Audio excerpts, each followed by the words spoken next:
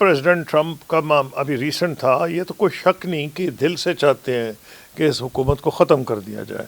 Problem उसमें ये है कि जैसे हमने देखा है अब इराक़ में, शाम में और लबनान में, लिबिया में, मुल्कों में इंटरवीन करना आसान है और ना अमेरिका की ये ताकत है कि उनको दोबारा स्टेबल कर सके और उनको छोड़ के चला जाता है। अब इसी वजह से वो मुल्क जो भी ईरान के बहुत करीब पहले कुछ साल पहले नहीं थे, सऊदी अरब है, उसमें यूएई है, गल्फ़ की और रियासतें हैं, वो ये समझती हैं कि अगर ईरान अमेरिका ने इंटरफेयर किया तो इतना बड़ा ये मुल्क है, ये पाकिस्तान से बड़ा मुल्क है, आबादी इसकी 9 करोड़ के करीब है, इसकी जो फॉल आउट होगा अगर डिस्टर्बेंस हुई तो ये सबको अफेक्ट करेगी। और अगर उन्होंने इन पर वाकई हमला कर दिया अमेरिकनों ने या इजरायली ने, तो उन्होंने थ्रेटन किया है कि अगर हम पे ना हमला क्या, अगर हमले का हमें शक हुआ तो हम अमेरिकन जितने एलाइज हैं पे हमला करेंगे और हम इजराइल पे भी हमला करेंगे। जिसका मतलब ये है कि हमको पता है कि मिसाइल्स तो हैं, एयरफोर्स नहीं है और फ़ौज को इतनी वेल है तो सही, लेकिन शायद इतनी बड़ी नहीं है, लेकिन इनके लिए काफ़ी है जो इर्द गिर्द के मुल्क हैं और वो अपने मुल्क को रेजिस्ट कर सकते हैं जब तक कि कोई बहुत बड़ी ताकत ना आए, वो अमेरिका है।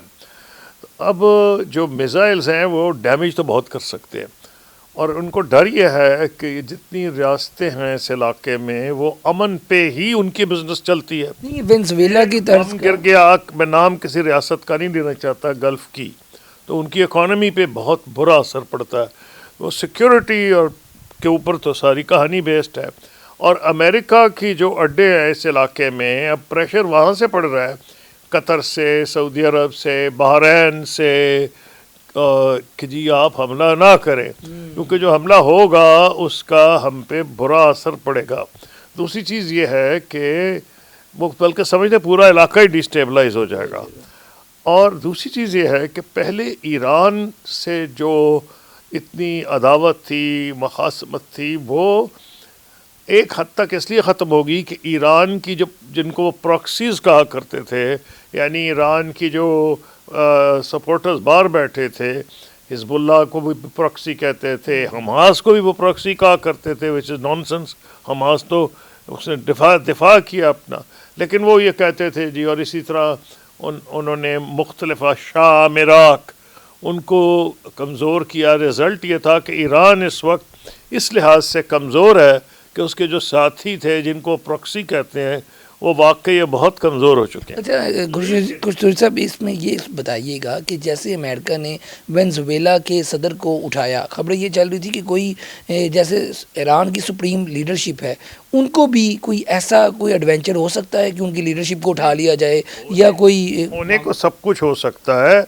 एफर्ट भी की गई थी मारने की, पिछली दफ़ा सुप्रीम लीडर को, बच गए थे। अच्छा। हाँ, ऐसी को क्यों नहीं हो सकती, एफर्ट तो हो सकती है, लेकिन फ़र्क यह है कि वो वार्नड है। ईरान की जो टॉप लीडरशिप है उसको ये पता है हमारे अंदर जासूस भी बैठे हैं, उसको ये पता है हमारी कुछ आबादी हमारे से खुश नहीं है, तो उन्होंने तो हर मुमकिन ली होंगे ना प्रिकॉशंस। तो ये ठीक है, वो कर सकते हैं, लेकिन सवाल ये है बम भी मार सकते हैं जब तक ट्रुप्स ऑन ग्राउंड ना आए। क्या रजीम चेंज तो नहीं ना कर सकते? उसकी वजह रजीम जो है वो सिर्फ इसलिए नहीं वहाँ बैठी हुई कि वो कुछ फ़ौज या रिपब्लिकन गार्ड उसके साथ है, उनकी जड़ें गहरी हैं। जब से इस्लामी इनकलाब आया है उनकी मुख्तलिफ शोबों में जड़ें गहरी हैं, तो इसलिए वहाँ ऐसी कहानी नहीं हो सकती कि वेनेजुएला के सदर को उठा के ले गए। खुदा न खास्ता किसी को उठा भी के ले जाएं तो उससे ईरान में क्या होगा, उसमें और चेंज नहीं होगा, आप ये कहना चाह रहे हैं? जब तक अमेरिकन ट्रुप्स नहीं है। अमेरिका ने तो अभी तक वेनेजुएला में अपने ट्रुप्स नहीं भेजे, उसको ये डर है कि अगर रेजिस्टेंस हुई, हमारे बंदे मारे गए, तो ट्रंप साहब तो मिड टर्म इलेक्शन फेस कर रहे हैं, वो लाशें बर्दाश्त नहीं करती अमेरिकन पब्लिक, चाहे वो इराक़ से आए, अफ़गानिस्तान से आए और उससे पहले वियतनाम से आए। जब भी इनको निकलना पड़ता है ज़्यादा प्रेशर इनकी अपने पब्लिक का होता है, तो इसलिए इन पे वो प्रेशर भी है। तो मैं नहीं समझता कि कोई ऐसी चीज़ ये कर सकते हैं जिससे گورنمنٹ کو یہ ختم کر دیں، اس لیے بیسٹ وے آؤٹ یہ ہے.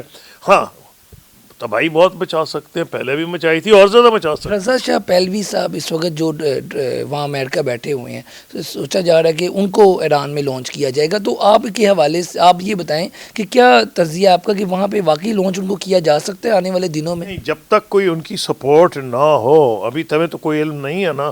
یہ تو ہے کہ کچھ نہ کچھ لوگ نکلے ان کی کال پہ، کہ 15-16 ہزار مختلف فگرز آ رہی ہیں.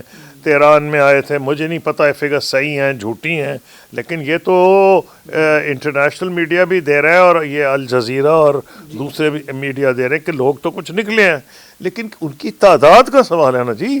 لکھنے مقابلے میں تو ملینز نکل آئے. جب ایرانین لیڈرشپ نے کہا ہے کہ لوگ آئیں سپورٹ دکھائیں تو وہ بھی نکل